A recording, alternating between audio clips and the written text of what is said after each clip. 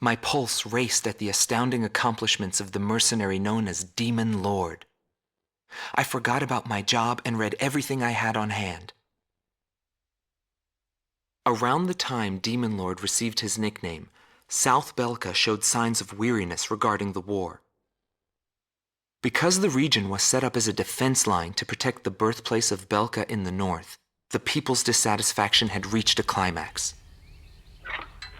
The cities declared themselves demilitarized and peacefully surrendered to the Allied forces. Unable to establish a defensive position, the Belkan army kept retreating to the north. The end of the war was fast approaching. I was given an opportunity to interview the former aces of the Belkan Air Force. Back then, they were the masters of the sky, and they had also known him. So I crossed the border to follow his trail. I wanted to capture the war and the Demon Lord from their point of view, to capture the voices of those who were there.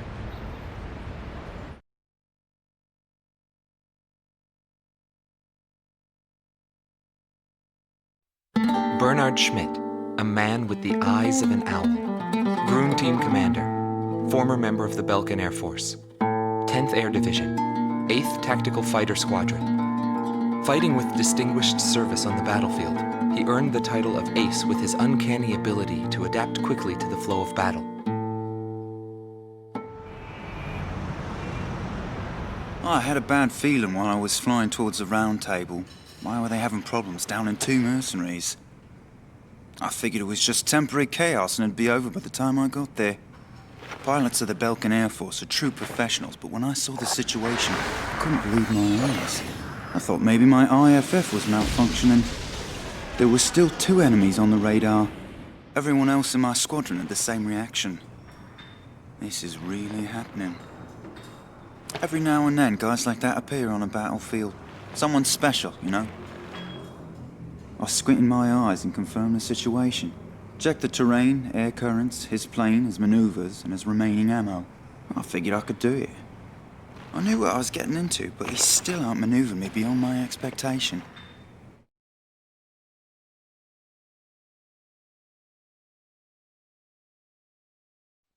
Gelb Teams Number 2, former member of the Belkan Air Force. 5th Air Division, 23rd Tactical Fighter Squadron. Rainer Altman. He flew the skies of Directus during the capital's liberation, and he's still there to this day. I met him above this very sky. I can still hear the sound of the missile alerts from that day. I received an order to fly to Directus on my way back from an intercept mission on the southern defense line. The order itself wasn't unusual. We kept being deployed from one mission to the next without receiving even the basic maintenance. But the situation was the same all around. We were late reaching the operational space. The station squadrons had already retreated, and warning bells were going off in the city. And the people were looking up to his plane, high above the sky. It felt like he could see right through me. He was always one step ahead of me. He matched every combat maneuver I made until I used up every trick in the book.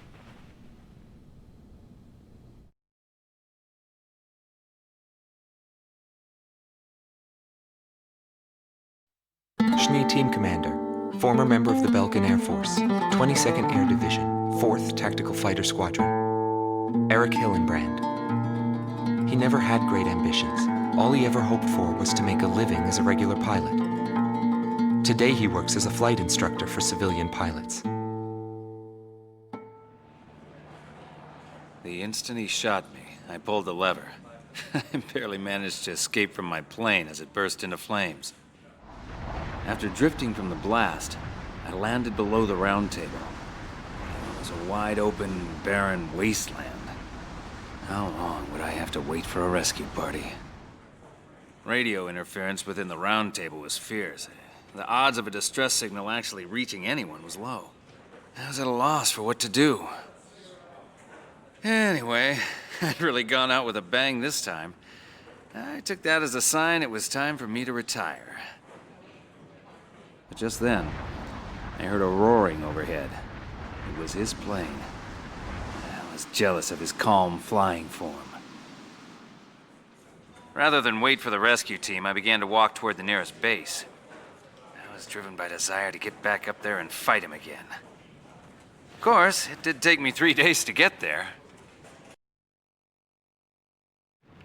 Every time I flew with him, his skill stood out. He was unstoppable. He would ascertain the situation in an instant and change the tide of battle. He was born for combat. It was no wonder they called him a demon lord. That said, it was hell trying to keep up with him. Before long, everyone had taken notice of him.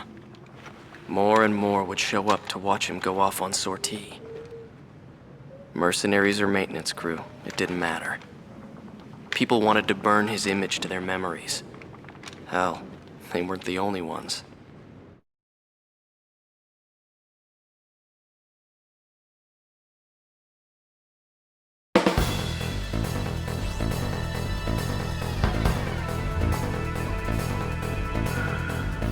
The Vulkan forces are beginning to take flight. The industrial city of Hoffman is crucial to the enemy's industrial strategy and the heart of its war productions. The Allied forces have decided that all Vulkan war production must be stopped to expedite the end of the war, and has requested our participation in this operation. The operation will primarily involve the bombing of ground facilities by the Allied forces' bombers. Your mission is to support those bombers and attack enemy facilities. We have achieved near total air supremacy over the target area, but don't let your guard down. There may still be sporadic resistance.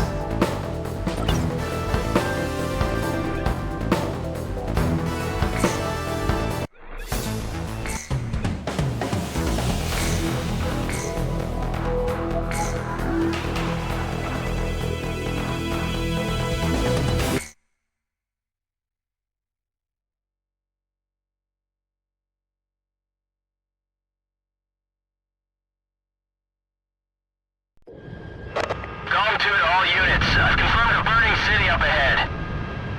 That must mean the bombing started. Cover the Allied bombers. Eliminate all ground and aerial threats. Let's move.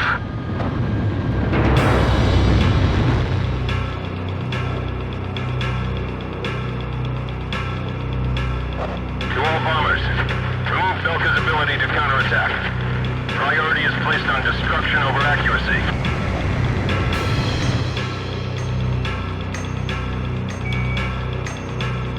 Initiate bombing sequence. Drop them all.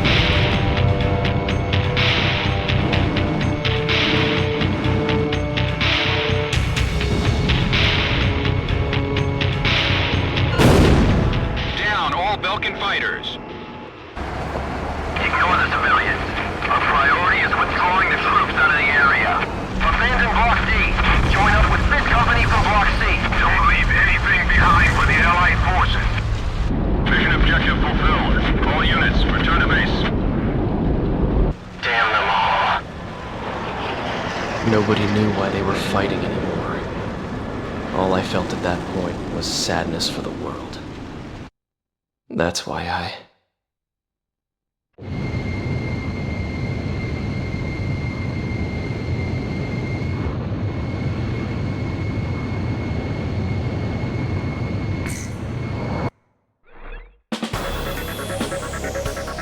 Pursued by Allied forces, the Belkan forces have taken flight, abandoning Hoffman. Without military production capabilities, Belka is in a bind. We were also able to confiscate samples of what seemed to be experimental weapons from the abandoned war factories, before Belka had time to use them.